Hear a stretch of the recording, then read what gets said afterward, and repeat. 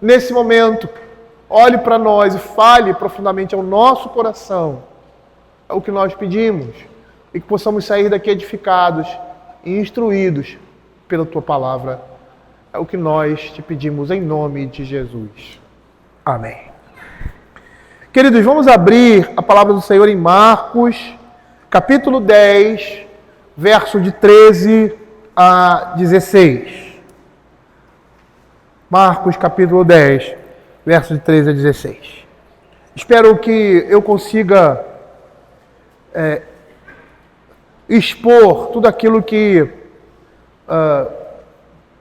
pretendo nesse momento, nesse domingo, mas se houver a necessidade de uma segunda parte, nós vamos desenvolvê-la no próximo domingo. Às vezes, um texto curto, aos nossos olhos assim, parece não falar muita coisa, mas ele vai dizer muito para nós. Diz assim a palavra do Senhor. Então lhe trouxeram algumas crianças para que as tocasse, mas os discípulos os repreendiam. Jesus, porém, vendo isto, indignou-se e disse-lhes: deixai vir a mim os pequeninos, não os embaraceis, porque dos tais é o reino de Deus. Em verdade vos digo, quem não receber o reino de Deus como uma criança, de maneira nenhuma entrará nele. Então, tomando-as nos braços e impondo-lhe as mãos, as abençoava. Jesus, após tratar do casamento e do divórcio, agora trata da questão do discipulado referente às crianças. A questão familiar aqui tem continuidade nesse trecho, em que Jesus trata do lugar das crianças na comunidade do reino dele. E essa é a segunda passagem sobre crianças. A primeira nós vimos em Marcos, capítulo 9, 36 e 37. Em ambas as crianças são apresentadas como parte essencial do reino de Deus. E nós vamos ver as implicações disso para a vida da igreja. Verso 13. Então lhe trouxeram algumas crianças para que as tocasse, mas os discípulos os repreendiam. Eu farei uma exposição, versículo a versículo, e ao final nós iremos fazer algumas considerações a respeito desse texto. Não que no decorrer dele nós não façamos isso, mas uma aplicação mais direta será feita ao final dessa exposição. Então trouxeram as crianças para que as tocasse, mas os discípulos os repreendiam. Se nós formos considerar o capítulo 10, como um todo, nós poderíamos dizer que no meio da multidão que acompanhava Jesus, lá no verso 1, como é demonstrado, ou se deslocava para onde ele estava, muitos pais levavam seus filhos para serem abençoados por ele. Segundo o Grant R. Osborne, comentando o Marcos capítulo 10, ele diz que era muito comum as pessoas levarem crianças para serem abençoadas pelos rabinos naquela época. É muito interessante a expressão que o evangelista Marcos usa aqui, quando ele diz que eles trouxeram seus filhos para que os tocasse. Essa palavra tocar, usada por Marcos, é a mesma que os evangelistas, todos eles, se utilizam toda vez que Jesus tocava em alguém para curá-los. Matthew Henry, fazendo um comentário a respeito disso, ele diz assim: as crianças foram trazidas a Cristo por seus pais, ou quem quer que estivesse cuidando delas, trouxeram-nas a Ele para que Ele as tocasse em sinal de sua bênção sobre elas. Não se sabe se elas precisavam de alguma cura física, ou nem que pudessem ser ensinadas, mas apesar disso, seus pais trazem seus filhos a Cristo para que sejam abençoados por Ele. Mateus capítulo 10, verso 13, que é um texto paralelo a esse, ele diz que eles trouxeram para que Jesus impusesse as suas mãos sobre elas e orasse. Ou seja, eles queriam que seus filhos fossem abençoados pelo Messias. E ao querer que Jesus as tocasse, ele estava pedindo para que ele invocasse a graça de Deus sobre seus filhos, para que o seu favor estivesse sobre eles, concedendo proteção e auxílio. E eu pergunto a vocês: qual o pai que não desejaria que seus filhos fossem abençoados pelas mãos do próprio Deus encarnado. Eu não sei se aquelas pessoas ali, ao trazerem seus filhos para que o Senhor Jesus orasse, impusesse a mão sobre eles, abençoasse, se eles tinham essa noção, ou seja, que era o Deus encarnado que estava ali. Era o Criador do universo, da pessoa do Filho. Eu não sei se eles tinham a noção disso, mas era o que realmente estava acontecendo. E perceba que na atitude daquelas pessoas que traziam os seus filhos infantes para serem abençoados, nós vemos duas coisas muito interessantes. A primeira é que eles se mostravam cuidadosos e preocupados com as almas dos seus filhos. E essa deveria ser a principal preocupação de todos os pais em relação a seus filhos. Pois tudo estará bem com eles se estiverem bem com as suas almas. J.C. Ryle, em seu livro Os Deveres dos Pais, ao afirmar que a alma do seu filho é o que deve estar em primeiro lugar, faz o seguinte comentário: sem dúvida alguma, esses pequeninos são preciosos aos nossos olhos, mas se os amamos, iremos nos preocupar constantemente com as suas almas. Nenhuma parte dele deveria ser tão cara a nós do que aquela que nunca morrerá.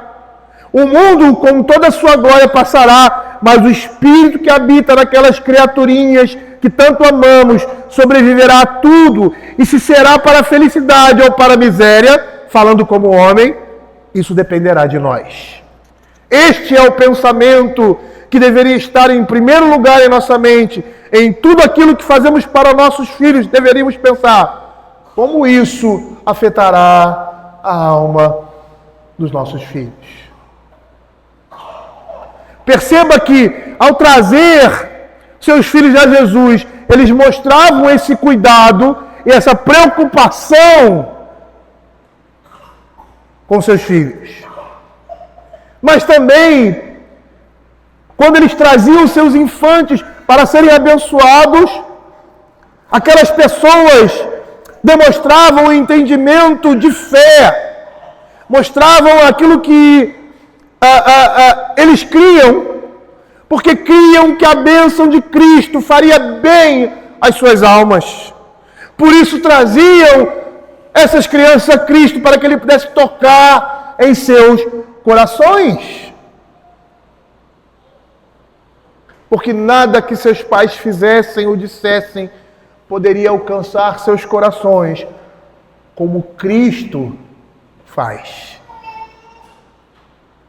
Matthew Henry faz o seguinte comentário a respeito disso. Ele diz assim: nós podemos apresentar os nossos filhos a Cristo agora que Ele está no céu, pois de lá Ele consegue alcançá-las com a sua bênção. Consequentemente, podemos aplicar a fé, a plenitude e a extensão da sua graça, as gentis insinuações que Ele sempre pronunciou a favor da descendência dos fiéis, ao teor do conceito, do concerto com Abraão e a promessa que é dirigida a nós, aos nossos filhos, especialmente a grande promessa do derramamento do seu Espírito sobre a nossa posteridade e a sua bênção sobre os nossos descendentes, conforme a palavra de Deus em Gênesis capítulo 17, verso 7, que Deus diz para Abraão: estabelecerei a minha aliança entre mim e ti e a tua descendência, no decurso das suas gerações, aliança perpétua, para ser o teu Deus e da tua descendência. E finalizando essa relação, Velho e Novo Testamento, lá em Atos, capítulo 2, verso 28 e 39, dizendo assim, verso 38 e 39, respondendo-lhe Pedro: arrependei-vos e cada um seja batizado em nome de Jesus Cristo para a remissão dos vossos pecados, e recebereis o dom do Espírito, pois para vós outros é a promessa, para vossos filhos e para todos que ainda estão longe, isto é, para quantos o Senhor Deus chamar. E eu poderia, e eu gostaria de falar sobre isso, porque eu vou falar mais à frente, só sobre um aspecto desse. Como é que nós podemos apresentar os nossos filhos a Cristo hoje? A exemplo do que está sendo dito aqui. de duas formas. Duas formas básicas. Eu acho que não existem outras formas para se apresentar os nossos filhos a Cristo, para que Ele possa abençoar. Em primeiro lugar, dentro de casa, ensinando a fé e vivendo a fé, culto dominical, a instrução bíblica dentro de casa, porque essa é uma responsabilidade dos pais. A gente percebe claramente na Escritura que a relação que Deus faz com a sua igreja é uma relação onde a família está presente. E todas as ordenanças com relação à educação e instrução dos filhos no Senhor é responsabilidade dos pais.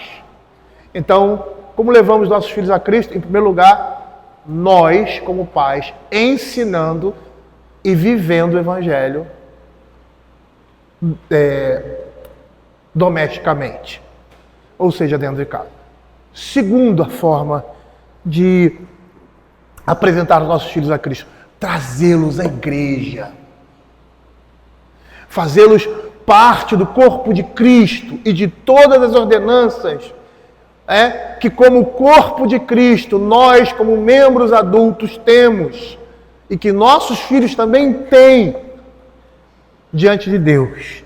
Dessas duas formas, nós estaremos trazendo os nossos filhos a Cristo para serem abençoados. Perceba aqui no verso 13 que os discípulos repreendiam aquelas pessoas que estavam levando seus filhos a Jesus para que Jesus o abençoasse. Marcos não diz porque os discípulos repreendem aquelas pessoas por trazerem seus filhos a Cristo. Nós podemos aí conjecturar que, apesar de considerarem os filhos bênção de Deus, os judeus tinham essa ideia porque garantiam a continuação da família e aumentavam a força de trabalho. A sociedade judaica da antiguidade não tinha consideração com as crianças. Apesar disso, como indivíduos, elas eram bastante marginalizadas. E muito além do tempo de Cristo, ainda era comum abandonar crianças indesejadas, como acontece hoje, geralmente meninas naquele tempo, em um monte de lixo para morrer. No caso dos judeus, eles davam um valor superior às crianças, mas ainda assim consideravam um peso, mais um peso, melhor dizendo, do que uma bênção. E perceba aqui no contexto, da mesma forma que Jesus elevou a condição das esposas no início dessa passagem, quando fala sobre o casamento e divórcio, agora ele eleva a condição das crianças da igreja. Tanto mulheres quanto crianças, é muito interessante isso na comunidade judaica, eram marginalizadas porque derivavam a sua posição na sociedade basicamente do relacionamento que tinham com homens adultos. Então, se fosse uma criança órfã, sem pai nem mãe, estava perdida naquela sociedade. Se fosse uma mulher sem marido, sem esposo, sem pais, sem irmãos, ela estava perdida naquela sociedade, porque as pessoas se aproveitavam dessas pessoas, porque estavam em estado de fragilidade. Segundo James Edwards, a literatura judaica e cristã primitiva não apresentava atitudes de solidariedade em relação às crianças como essa demonstrada por Jesus. No contexto em que eles viviam, a infância era considerada um ínterim, ou seja, um intervalo inevitável entre o nascimento e a vida adulta. A expressão que Marcos usa aqui com relação aos discípulos é bem forte. Eles repreendiam, era uma censura severa. É a mesma expressão usada pelos evangelhos para se referir à expulsão de espíritos malignos por parte do Senhor Jesus. James Edwards diz que a atitude dos discípulos ao repreenderem as pessoas que traziam as crianças à presença de Cristo continuava a ser formada por padrões da sociedade que não davam, como nós vimos anteriormente, muito valor aos infantes do que pelo padrão de Cristo. E mais uma vez aqui, os discípulos de Jesus demonstram que cogitam mais das coisas dos homens do que das coisas de Deus.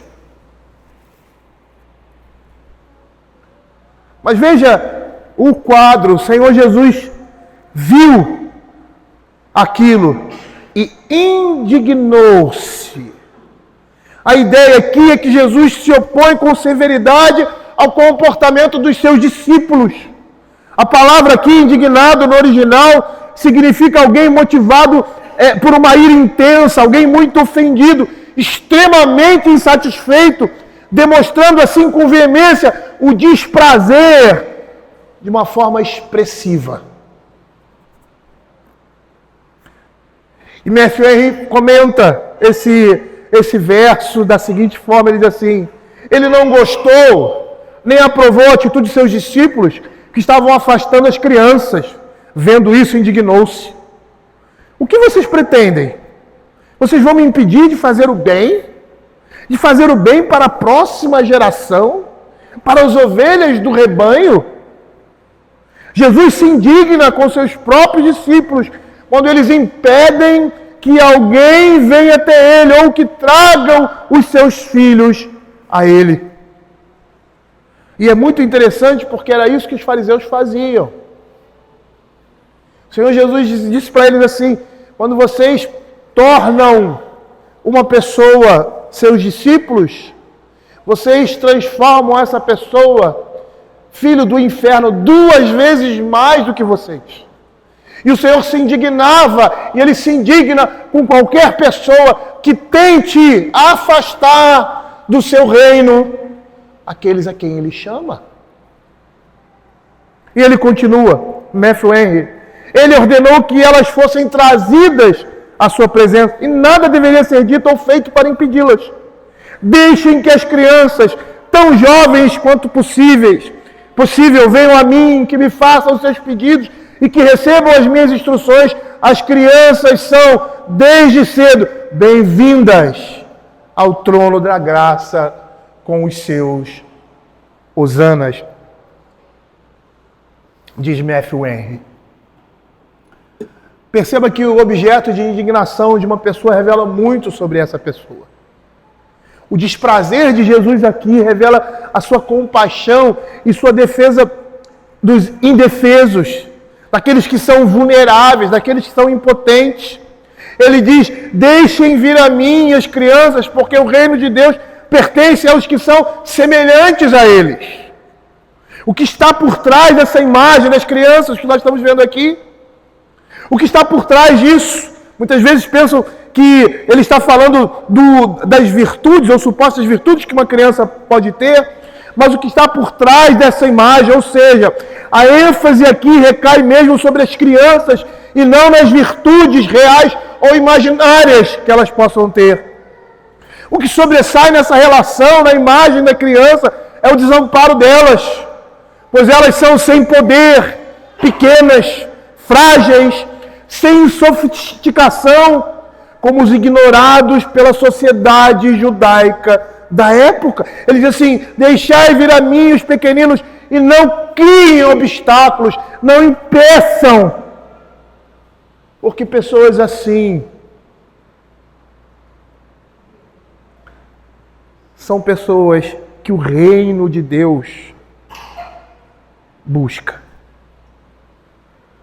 Perceba que o Senhor Jesus está dizendo a respeito do seu reino e dos cidadãos dos céus. Ele está dizendo que o reino de Deus pertence a elas, ou seja, aqueles que são considerados insignificantes, como as crianças. E essa é a perspectiva do Evangelho. Jesus veio para os humildes e rejeitados desse mundo e se identifica com esses de modo muito especial. O apóstolo Paulo, lá em 1 Coríntios, capítulo 1, verso 26 a 29, ele diz assim: irmãos, reparai, pois, na vossa vocação, visto que não foram chamados muitos sábios segundo a carne, nem muitos poderosos, nem muitos de nobre nascimento. Pelo contrário, Deus escolheu as coisas loucas do mundo para envergonhar os sábios, escolheu as coisas fracas do mundo para envergonhar as fortes. E Deus escolheu as coisas humildes do mundo e as desprezadas, e aquelas que não são, para reduzir a nada as que são, a fim de que ninguém se vanglorie na presença de Deus. Por isso, quando o Senhor diz que bem-aventurado o pobre de espírito, humilde de espírito, porque deles é o reino dos céus, Porque essa virtude é uma virtude que representa o reconhecimento que o homem tem da sua insignificância, da sua pequenez, da sua necessidade.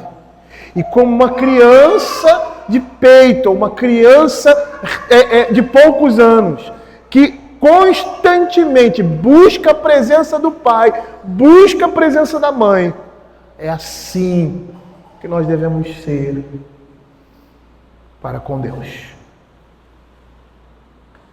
Matthew Henry diz o seguinte a respeito disso. Ele diz assim: Jesus recebeu as crianças, reconheceu as crianças como membros da sua igreja, assim como tinham sido da congregação judaica. Ele veio para estabelecer o reino de Deus entre os homens e aproveitou a oportunidade para declarar que este reino aceitava as criancinhas como súditas e lhe deu direito aos privilégios de súditas. Na verdade, o reino de Deus deve ser assegurado para elas. Elas devem ser aceitas quando são criancinhas, para que no futuro possam ter a segurança de ostentar o nome de Cristo. E aí, nesse retorno, ou seja, na resposta que Jesus dá à atitude dos discípulos, ele diz assim: em verdade vos digo, ele acrescenta mais ainda: quem não receber o reino de Deus como uma criança, de maneira nenhuma entrará nele. É interessante, né? Como Jesus faz. Ele fala alguma coisa e logo depois ele agrava aquilo que ele falou. Ele diz: não embaraceis, porque dos tais é o reino de Deus. Quem não receber o reino de Deus como uma criança, de maneira nenhuma entrará nele. Percebam o que os discípulos estão fazendo aqui. Eles estão rejeitando aquelas pessoas nas crianças que são inexpressivas, que não tem muita expressividade, que não tem presença, como se não tivesse importância no reino de Deus. Mas o reino de Deus é cheio de pessoas assim. São pessoas que se reconhecem dessa forma e é a única maneira que o homem pode se relacionar com Deus verdadeiramente, é assim. E por mais bem dotado, inteligente, rico ou competente, ou qualquer outro atributo que o homem tenha, quando ele é um cidadão dos céus, ele reconhece que nada daquilo que tem faz diferença.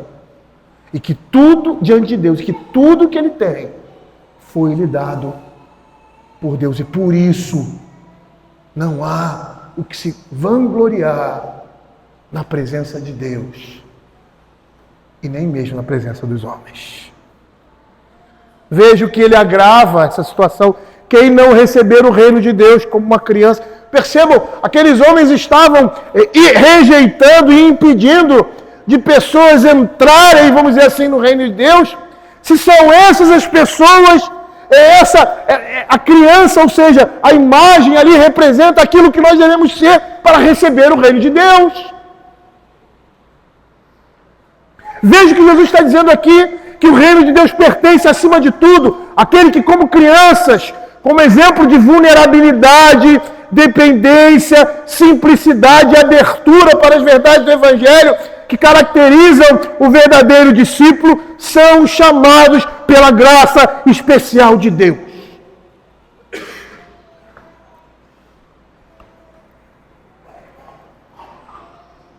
Vejam o que Mateus capítulo 9, verso 10 a 13 vai dizer.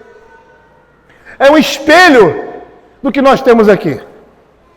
E sucedeu que, estando ele em casa, à mesa, muitos publicanos e pecadores vieram e tomaram lugares com Jesus e seus discípulos. Ora, vendo isto, os fariseus perguntavam aos discípulos: por que come o vosso mestre com publicanos e pecadores? Com pessoas insignificantes, com pessoas que não representam nada nessa sociedade, com pecadores. Jesus, ouvindo isso, disse: os sãos não precisam de médico, e sim os doentes. E de porém aprendei o que significa: misericórdia quero e não holocaustos, pois não vim chamar justos, e sim pecadores ao arrependimento. Na realidade, o que o Senhor Jesus estava dizendo, que todo homem está nessa condição, que todo homem necessita dessa misericórdia, que todo homem é pecador e ele precisa, independente da sua condição, reconhecer isso em sua vida. Receber o reino de Deus como uma criança, recebê-lo como aqueles que não têm crédito, nem respaldo, nem reivindicações. Uma criança pequena não tem absolutamente nada para trazer ou dar. E o que quer que seja que a criança receba, recebe pela graça, com base na pura necessidade e não por qualquer mérito a ela. E assim, as crianças são modelos para os discípulos, pois as suas mãos que estão vazias podem ser enchidas pela graça de Deus. E aí, fechando esse momento, diz a Escritura que o Senhor Jesus tomou essas crianças dos braços, impôs as mãos sobre elas e abençoava-as. O povo queria uma bênção, mas Jesus foi muito mais além. Tomar nos braços aqui era um gesto claramente paternal, e a imposição de mãos com frequência era usada para cura e comissionamento a fim de transmitir poder e autoridade. E aqui tudo isso expressa a aceitação total de Deus para com aqueles infantes. Nós já falamos aqui no decorrer da exposição, o que significa a palavra bênção, que é invocar a graça de Deus, o seu favor, concedendo proteção e auxílio. E é isso que Deus faz com os nossos filhos, quando nós os apresentamos a Ele.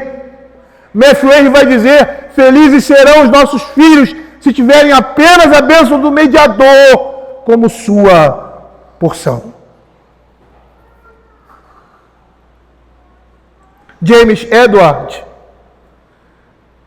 em seu comentário a respeito desse verso, ele diz assim: Jesus, nas curas do doente e no auxílio aos necessitados, impunha as mãos nas pessoas mais comuns e fazia com maior frequência que a sociedade judaica em geral.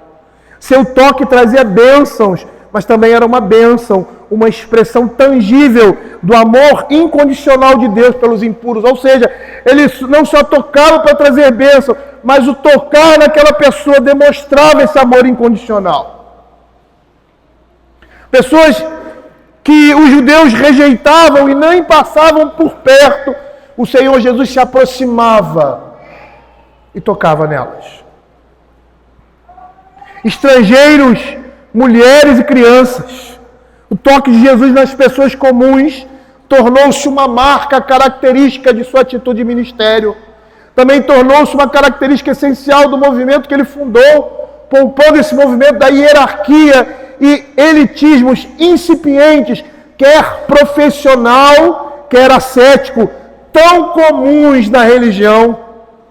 E aí ele diz assim: se as crianças fossem mantidas longe de Jesus, e se o cristianismo fosse algo para homens, pessoas adultas apenas, então o resultado seria outro evangelho, não aquele de Jesus, e outra igreja, e não a dele.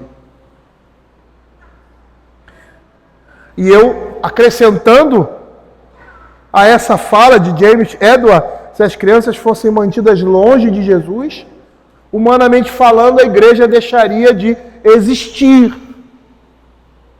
Pois as crianças de hoje são os futuros membros adultos de amanhã, porque eles já fazem parte da igreja. Eles são membros menores. São as futuras mães, pais, pastores, presbíteros, diáconos, professores de escola dominical, casais firmes da igreja, esposa de pastores, de presbíteros, de diáconos, professores, esposos e companheiros de homens também maduros na igreja, que conduzirão à luz do Evangelho de Cristo, jovens firmes, como Daniel e seus amigos. E ela é muito interessante o que, vamos dizer, a igreja se tornou, ou o que nós temos tornado a igreja. Eu me lembro, Quando começamos, Quando começamos era uma congregação e eu, em um determinado momento, pastoreava a Igreja Presbiteriana de Caraí. E a Igreja Presbiteriana de Caraí só tinha velhos, tinham poucas crianças, quase nenhuma. Às vezes, acho que eram só os meus filhos na época. E outros, meia dúzia de 3 ou 4. E a nossa congregação era uma congregação pequena. Não tinha escola dominical para criança. Não tinha sala de criança. Não tinha atividade de criança. E essas crianças cresceram, sendo alimentadas pela palavra de Deus. Hoje são oficiais de igreja. Hoje são pais. São homens, mulheres que temem ao Senhor. Que têm as suas dificuldades, como todos nós, mas firmes na palavra de Deus. E não tiveram nada disso que muitas igrejas têm. Eu não estou dizendo que ter classes de escola dominical de criança, nós temos, é bom. Eu não estou dizendo trabalhos para criança, nós fazemos aqui uma vez ou outra, mas nada disso é essencial, isso é um apêndice, isso é secundário, pode ter ou não ter. O que precisa uma igreja ter? Um culto, uma adoração forte. Um culto, uma igreja que cultue, que a palavra seja pregada. Se tivéssemos somente um culto de manhã e um culto à noite, seria suficiente. Eu não estou dizendo que a escola dominical ou qualquer atividade como nós fazemos não é importante. É importante sim, e acrescenta. Mas o que eu estou dizendo, se nós só tivéssemos isso por causa de necessidades ou falta de condições, como foi muito tempo a igreja aqui, isso já seria suficiente, e extremamente suficiente para trazer a palavra de Deus ao coração dos homens e guiá-los no caminho da verdade. Nós criamos um arquétipo de igreja, onde a igreja necessita de muitas coisas, mas como o Senhor Jesus disse para Marta, pouca coisa é necessário.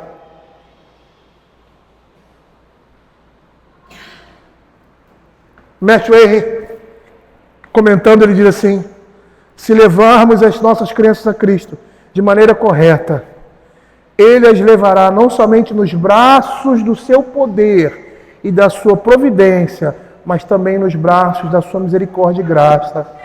Por baixo delas estarão os braços eternos.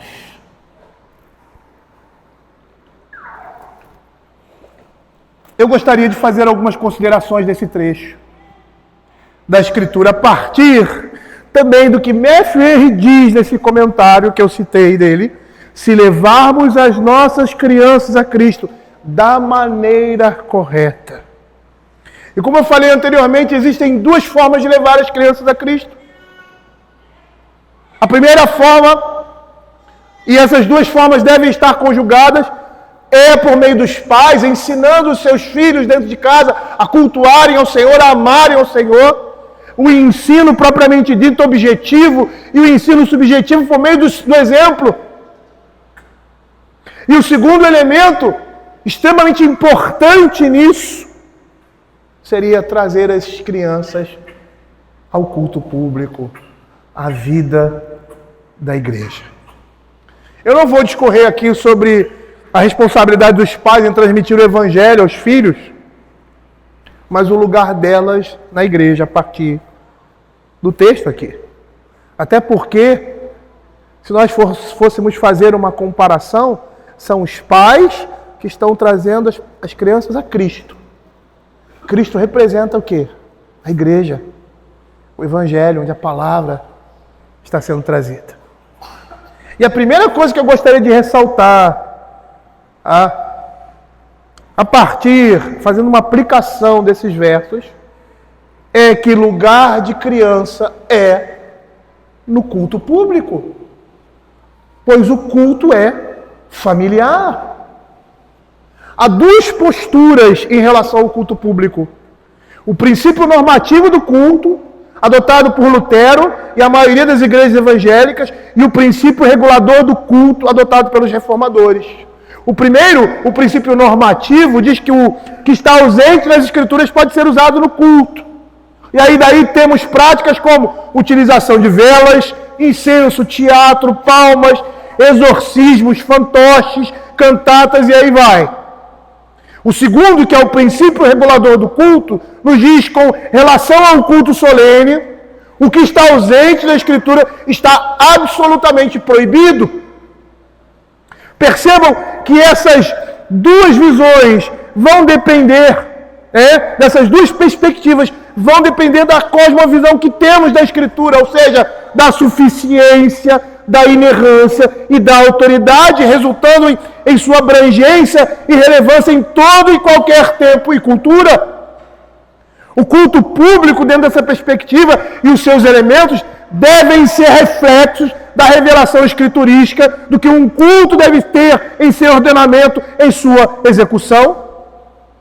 Sendo assim, a Escritura prevê e determina o culto público que é familiar, não qualquer outro. Ou seja, todos os membros da família, da comunidade da fé, devem participar dele. Foi assim no Velho Testamento, é assim que a continuidade se dá na Escritura, quando Moisés reúne a congregação do Senhor, pelo que Deus estabelece ali a aliança com o seu povo, a congregação toda estava incluída. Abram aí Deuteronômio capítulo 29, de 10 a 15. Veja o que diz o texto: vós estáis hoje todos perante o vosso Deus, os cabeças das vossas tribos, vossos anciãos e vossos oficiais, todos os homens de Israel, os vossos meninos, as vossas mulheres e o estrangeiro que está no meio do vosso arraial, desde o rachador de lenha até o tirador de água, para que entres na aliança do Senhor teu Deus e no seu juramento que hoje o Senhor teu Deus faz contigo, para que hoje te estabeleça por seu povo e ele te seja por Deus, como Abraão, como te tem prometido, como jurou a teus pais, Abraão, Isaque e Jacó. Vejam o que o Deuteronômio capítulo 31, verso de 11 a 13 vai dizer. Quando todo Israel vier a comparecer perante o Senhor teu Deus, no lugar que este escolher, lerás esta lei diante de todo Israel, a juntar o povo, os homens, as mulheres, os meninos e os estrangeiros que está dentro da vossa cidade, para que ouçam e aprendam e temam o Senhor vosso Deus e cuidem de cumprir todas as palavras dessa lei, para que seus filhos que não a souberem ouçam e aprendam o temor do Senhor. O culto público é um culto familiar. E todas as vezes que o Senhor chamava o seu povo em culto e adoração, em ajuntamento solene, todos estavam presentes. Desde aqueles que amamentavam até aquele mais idoso. Veja o que Joel, capítulo 2, verso 15 e 16 vai dizer. Diz assim a palavra do Senhor: tocai a trombeta em Sião, promulgai um santo jejum, proclamai uma assembleia solene, congregai o povo, santificai a congregação, ajuntai os anciãos, reuni os filhinhos e os que mamam. Sai o noivo da sua recâmara e a noiva do seu aposento. Chorem os sacerdotes, ministros do Senhor, entre o pórtico e o altar, e orem. Poupa o teu povo ao Senhor, e não entregues a tua herança ao opróbrio, para que as nações façam escárnio dele, para que hão de dizer entre os povos: onde está o seu Deus? Veja aqui, é um ajuntamento solene, é uma convocação de toda a congregação, dos filhinhos e dos que mamam. Veja que Moisés diz a Faraó lá em Êxodo capítulo 10, verso 8 e 9. E então Moisés e Arão foram conduzidos à presença de Faraó. E este lhe disse: ide servir ao Senhor vosso Deus. Porém, quais são os que hão de ir? Respondeu-lhes Moisés: havemos de ir com os nossos jovens, com os nossos velhos, com os filhos e com as filhas, com os rebanhos, com os nossos gados, porque temos de celebrar festa ao Senhor.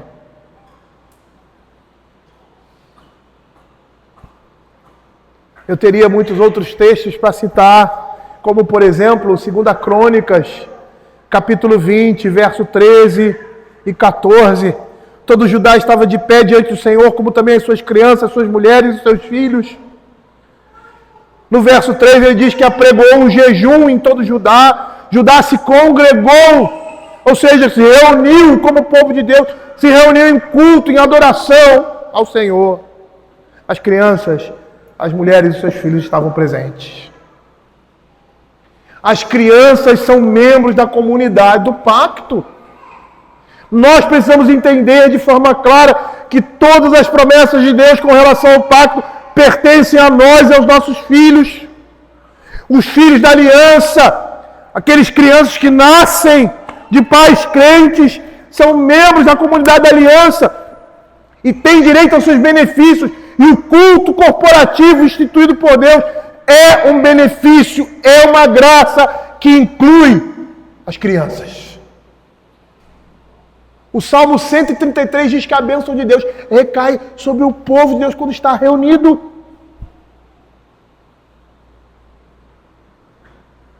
Como pais, nós devemos levar nossos filhos a adorarem a Deus no culto público. Por isso, a ênfase que damos aqui no púlpito da igreja, com relação não somente ao cuidado, à reverência, mas também de ensinar os nossos filhos a cultuarem. Eles estão vendo, eles estão aprendendo, eles estão sendo corrigidos por seu pai. Fecha o olho, canta agora, presta atenção no culto. O que é isso? Isso aí é o batismo. Isso é a Santa Ceia. Queremos que Deus, da pessoa do seu Espírito, está presente no meio do seu povo. Em ajuntamento solene, nós cremos nisso. E não podemos excluir os nossos filhos dessa bênção, dessa presença divina. É engraçado, né? Quando você, às vezes, conhece uma pessoa ilustre, né? Você quer estar perto dessa pessoa, não precisa nem ela te ver. Mas você está perto ali, né? Está ali, junto dele e tal. Por quê? Porque você é um amigo, você é uma pessoa que conhece.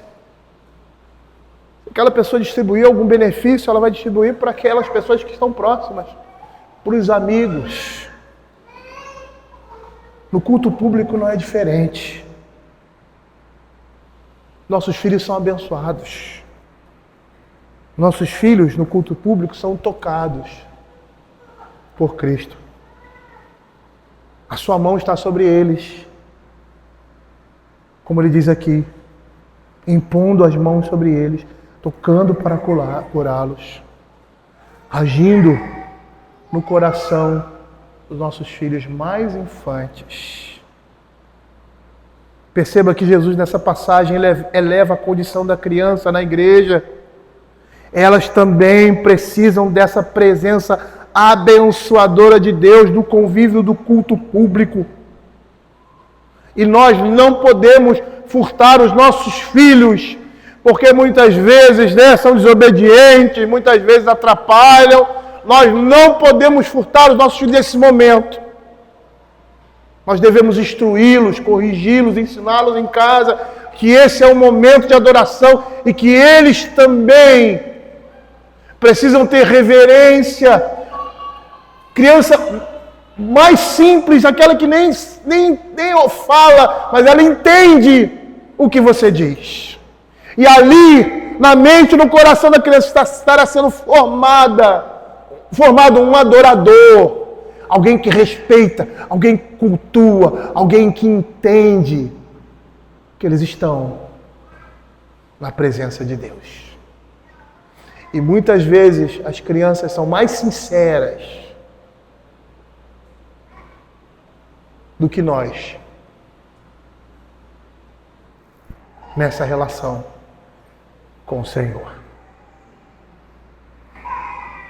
O outro aspecto que eu gostaria de ressaltar aqui é a oposição que sempre o homem natural faz às coisas relativas ao reino de Deus. Os discípulos de Jesus mostraram essa realidade constantemente em ser discipulado com Cristo. em várias situações, como a repreensão de Pedro ao discurso de Jesus quanto à sua missão e destino. Nessa passagem aqui, nós vemos mais uma vez o entendimento dos discípulos ofuscado pela lerdeza, ou seja, cegueira natural em não compreender o reino de Deus e assim criar obstáculos ao avanço desse reino. É isso mesmo que acontece, queridos. Quando desconhecemos a Deus e seus propósitos, tornamos-nos obstáculos para os outros. Há exemplo aqui dos discípulos, cuja atitude era formada pelos padrões da sociedade da época. Eles repreendem aqueles que trazem suas crianças a Cristo. Mas isso aqui não fica lá somente. Nós também, em nosso tempo, influenciados pelo pensamento da época, pensando em fazer algo bom e certo, agimos da mesma forma. Estamos criando obstáculos para o reino de Deus aos nossos filhos.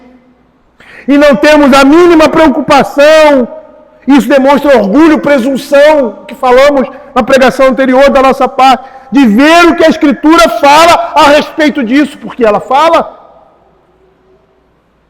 E estamos fazendo o mesmo que os discípulos fizeram nessa passagem. Quando impediram crianças de serem abençoadas, nós estamos fazendo a mesma coisa. Impedimos crianças, seja de que idade for, participarem do culto público por qualquer desculpa que seja. Nós conhecemos uma família, eu falo nós porque não é somente um uso retórico, mas nós como igreja, que foi convidado a se retirar do culto público de uma igreja presbiteriana porque tinha uma criança no colo e outra sentada ao lado dos pais. Há igrejas que se dizem cristãs que constrangem os pais a levarem seus filhos para um local distinto do culto público. O culto público é ordenado por Deus para um lugar especial destinado a crianças. Nós não vemos isso na Escritura. Em momento algum. O nosso manual de culto, na parte de perguntas e respostas aos pais, no momento do batismo de infantes, assumindo um compromisso de fé público diante da igreja, o ministro que administra o sacramento faz a seguinte pergunta: prometeis ler com ele a Bíblia e trazê-lo à igreja com assiduidade, ensiná-lo desde a mais tenra infância a respeitar o culto público e a participar dele?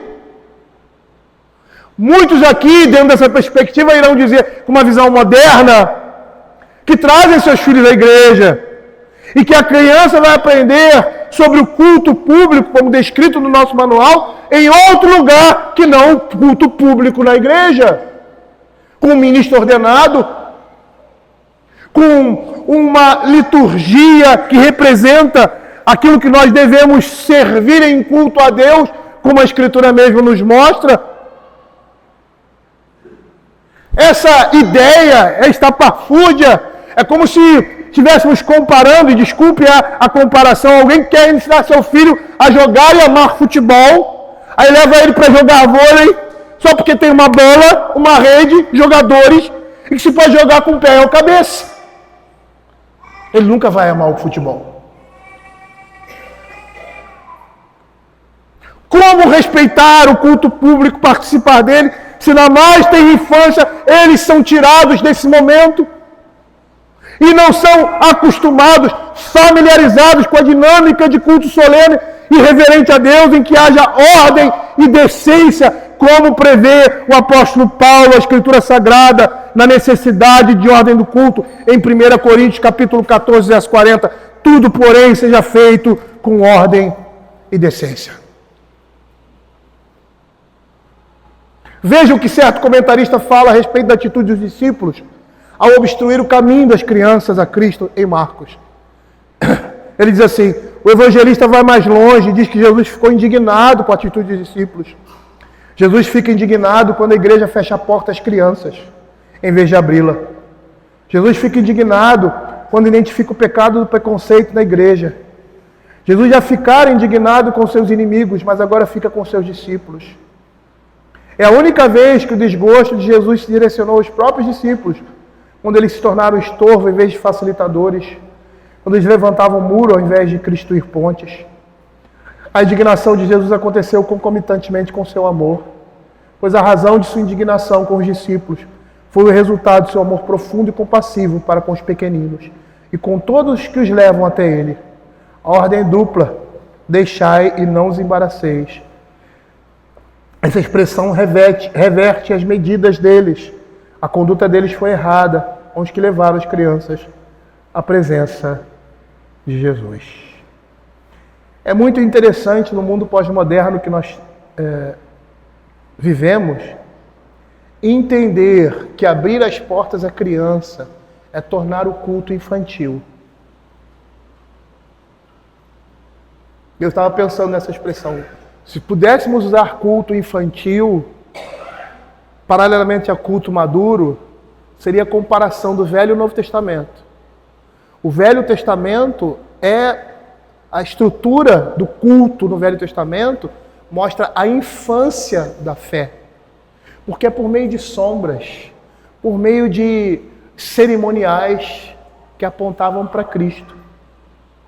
O culto do Novo Testamento é um culto maduro. O apóstolo Paulo diz, né? Quando eu era menino, vivia fazendo as coisas de menino, agora que me tornei homem, faço as coisas de homem. E aí ele diz, quando vier o que é perfeito, e alguns comentaristas dizem que ele está falando das duas realidades, o culto e as práticas do Velho Testamento que apontavam para Cristo, e agora a plenitude dos tempos, a maturidade da igreja. Muitas pessoas acham que abrir a porta às igrejas é tornar a igreja um parque de diversões e adaptar a mensagem do Evangelho a um circo, a brincadeiras de palhaço ou a qualquer atividade lúdica que seriam legítimas e boas, mas somente para distrair os nossos filhos, como nós fazemos dentro de casa ou em qualquer outro lugar, quando saímos para passear com eles. Mas o culto público, a adoração pública, o ajuntamento solene, jamais pode ser transformado em um circo.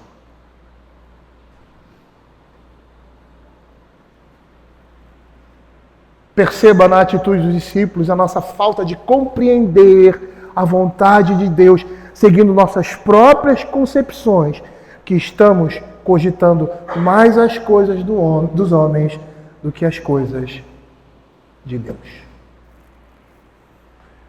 Gerard Van Granen, em seu livro As Influências do Culto do Antigo Testamento na Liturgia, faz o seguinte comentário a respeito do culto público e familiar. Ele diz assim: o último princípio de que vou tratar é que o culto é para toda a família.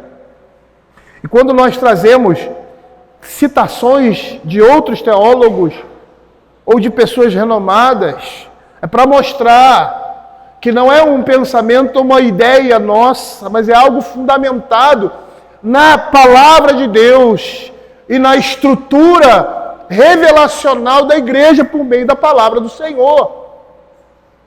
O último princípio que vou tratar é que o culto é para toda a família, pois como chefes do lar, representando o rei, mães como as rainhas, tão reais quanto o pai, e os filhos, que são os príncipes e as princesas, todos tiveram que estar lá no culto a Deus no Sinai. Quando Deus fez um pacto com o seu povo, eles todos tiveram que estar presentes, até mesmo as crianças de peito. E não havia culto especial para crianças lá. E ele diz assim: estou pisando em terreno perigoso? Talvez possamos falar um pouco sobre isso. No Antigo Testamento, as crianças tinham que ser trazidas ao templo já no 8º dia para a circuncisão. E na idade de 12 anos já deviam ser consideradas adultas no que diz respeito ao culto.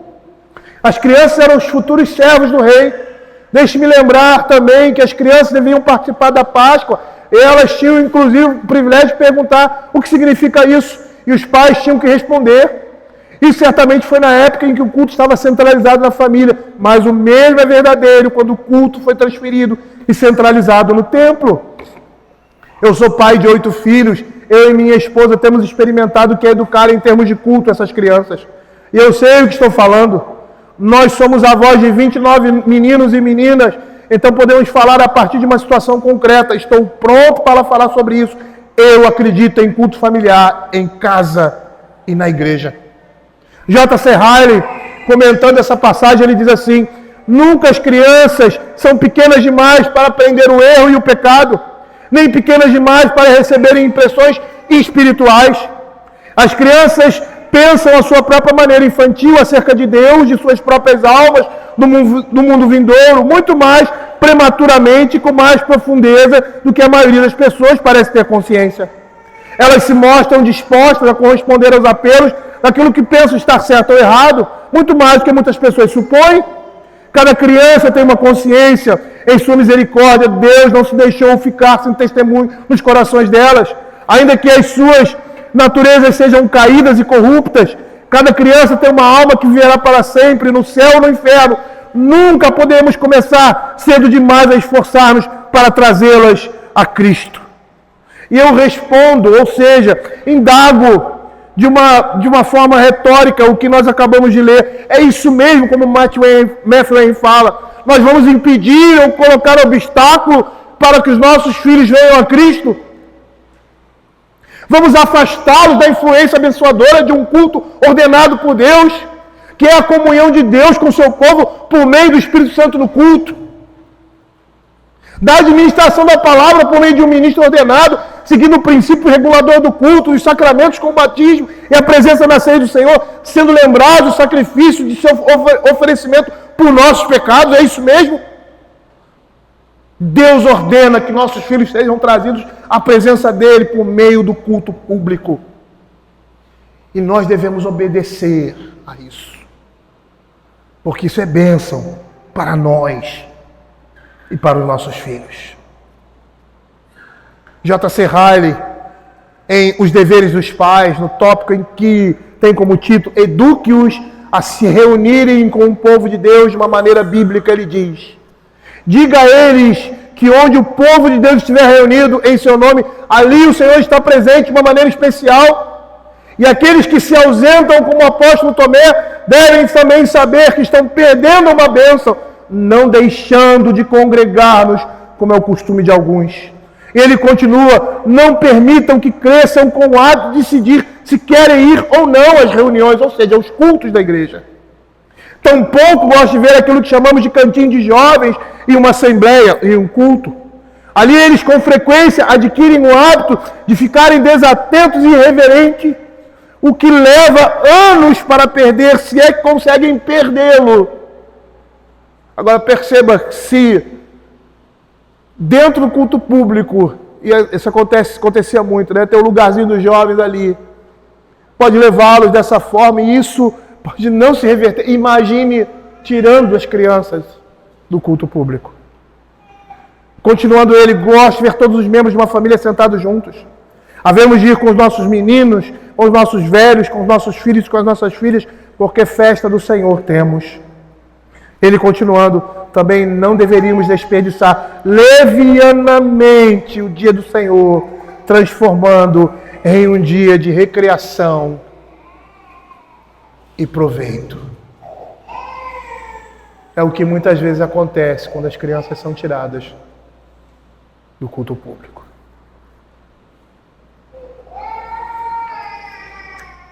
Queridos, eu poderia terminar aqui, mas eu vou abusar um pouquinho do nosso tempo e desse dia que é o dia do Senhor, para tocar em algumas questões que são levantadas a respeito desse texto, classificando como sanando erros.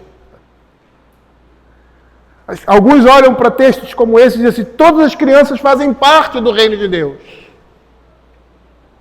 Alguns afirmam, outros perguntam: todas as crianças fazem parte do reino de Deus? Não fazem. Quem faz parte do reino de Deus somente são os filhos da aliança. Lá em Gênesis capítulo 17, verso 7, Deus chama Abraão. Chama Abraão. O tira de uma cidade, chama Abraão. E diz assim a ele: estabelecerei a minha aliança entre ti e a tua descendência, o decurso das suas gerações. Aliança perpétua para ser o seu Deus e da tua descendência. E ele diz, quando Sara pede para Abraão mandar Ismael embora, porque ele era filho de Agar, a sua concubina. O que ele diz? Faz o que ela está dizendo. Deus diz, faz o que ela está dizendo. Porque sobre Isaac, sobre ele, sobre seu filho, chamarei a minha descendência. Lá em Atos capítulo 2, verso 39, quando Pedro prega aquela congregação dos filhos de Israel, ele diz assim: pois para vós outros é a promessa, para vossos filhos e para todos que ainda estão longe, isto é, para quanto o Senhor nosso Deus chamar. Essas promessas são para os filhos da aliança, os filhos de pais crentes. Perceba que esse era o contexto ali. O povo que Jesus está dando essa palavra, eram as ovelhas perdidas da casa de Israel, eram o povo da aliança. Lá em Mateus capítulo 7, verso 21 a 28, que é o caso da mulher sírio-fenícia ou da mulher cananeia, o próprio Senhor Jesus diz: não fui enviado senão as ovelhas perdidas da casa de Israel. Inicialmente ele rejeita aquela mulher. E ele faz aquilo por dois propósitos: para chamar a atenção para a sua graça e para aquilo que o Evangelho prometeu por meio de Abraão, porque através das suas famílias, todas as famílias da terra seriam abençoadas. E o Senhor diz que aquela mulher demonstrava uma fé que em Israel não existia. É Deus que coloca a fé no coração dos homens. Mas veja Mateus capítulo 10, verso 6, quando ele diz assim, quando o Senhor Jesus envia os seus discípulos, ele diz assim: não tomeis rumo aos gentios, nem entrei em cidades samaritanas, mas de preferência procurai as ovelhas perdidas da casa de Israel. Ou seja, para quem o Senhor Jesus está falando aqui? Para o povo da aliança, para as ovelhas perdidas da casa de Israel. E lá em João capítulo 1, verso 11, ele diz assim: veio para o que era seu, e os seus não receberam, mas a todos quanto receberam, deu-lhes o poder de serem feitos filhos de Deus, aos que creem no seu nome. Todas as crianças fazem parte do reino de Deus? Não. Fazem parte do reino de Deus aqueles que são alcançados pela graça de Deus. E com relação aos infantes, aqueles que são filhos dos que têm o Senhor Jesus Cristo como Senhor das suas vidas.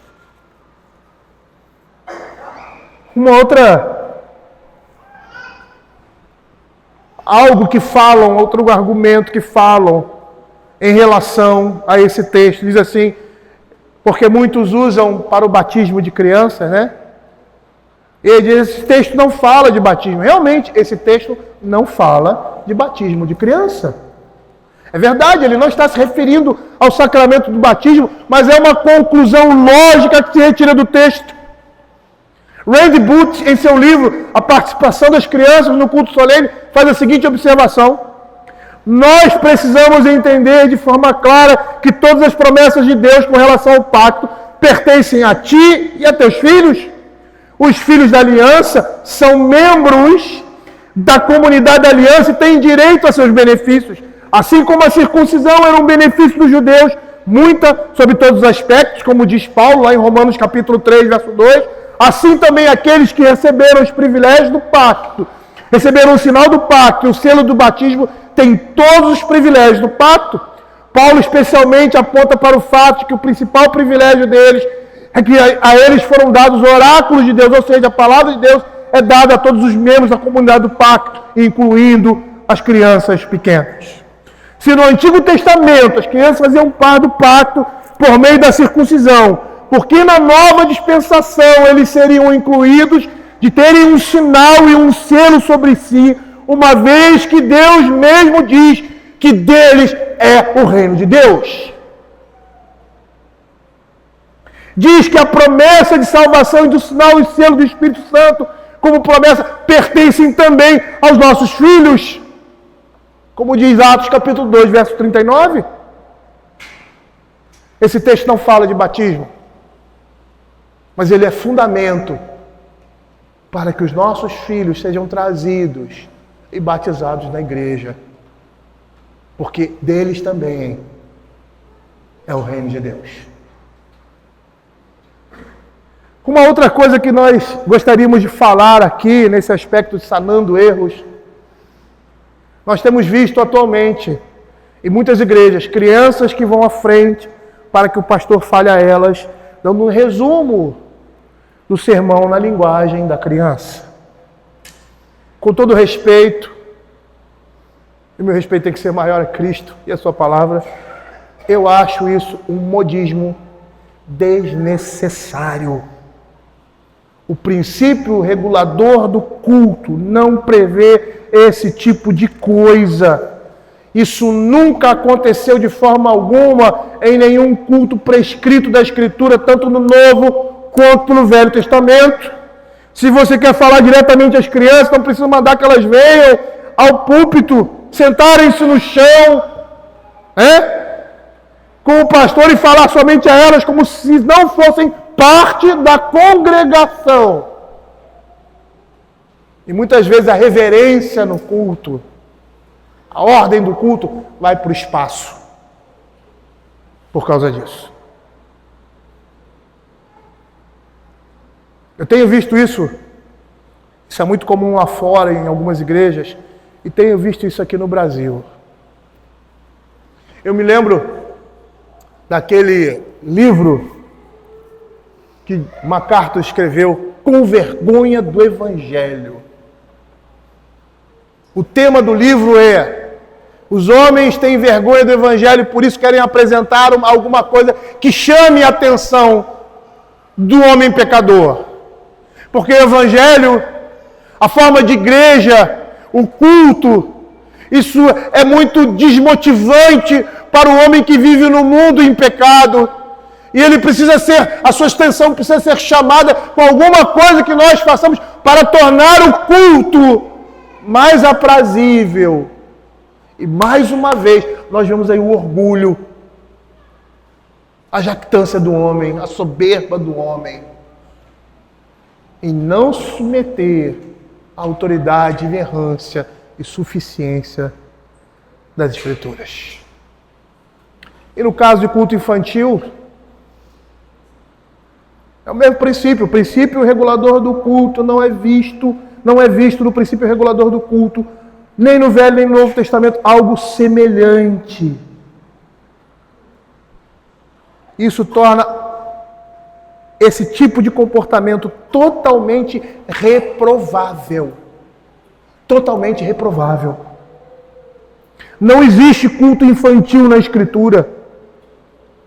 Um ajuntamento que seja reservado às crianças, ou melhor, que exclua essas crianças da comunhão do corpo de Cristo em assembleia solene, em adoração. Não existe um corpo de, vamos dizer, usar essa linguagem, liturgia, ou seja, de serviço cultico a Deus, que seja oferecido às crianças diferente. Uma palavra diferente. Um ministro diferente daquilo que é estabelecido na sua palavra. Isso bem parece aquilo que Jesus repreendeu quando Pedro disse: arreda Satanás, porque não cogitas as coisas de Deus, e sim as dos homens.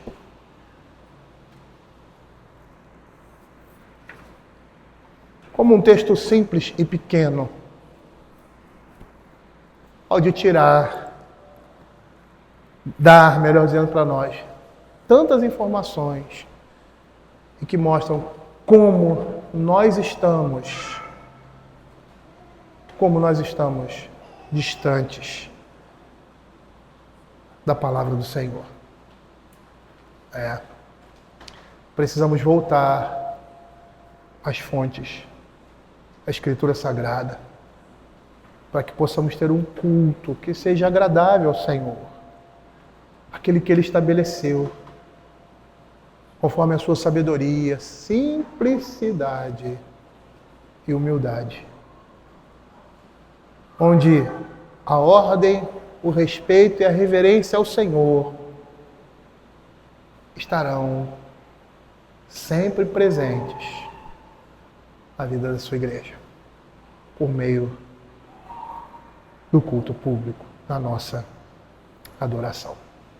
Vamos orar?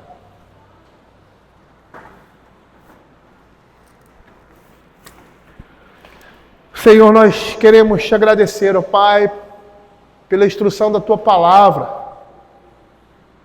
E queremos te pedir, Senhor, que o Senhor esteja nos dando sobriedade para tudo aquilo que fazemos, ó Pai, para o Senhor. Buscando no Senhor, na Sua palavra, aquilo que lhe agrada, aquilo que lhe foi ordenado, nos foi ordenado. Para que possamos gozar de todas as bênçãos que o Senhor tem para nós, por meio dessa atividade, que é o culto regular, o culto público, na vida do seu povo. Senhor, tem misericórdia de nós. Olha a situação do nosso país, a situação política, porque o que está por trás é uma ideologia satânica, humana, animal e demoníaca. Preserva o teu povo, Pai. Estabelece, Senhor, a justiça e o juízo, porque nós também, como igreja, somos influenciados por essas coisas. E esses comportamentos que nós temos, ó Pai, é fruto dessa ideologia, Senhor Deus, desse mundo.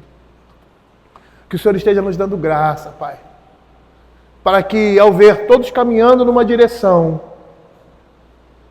saibamos que nós estamos em caminhos firmes e retos, aqueles que o Senhor mesmo preparou para que andássemos neles. É o que nós pedimos em nome de Jesus. Amém.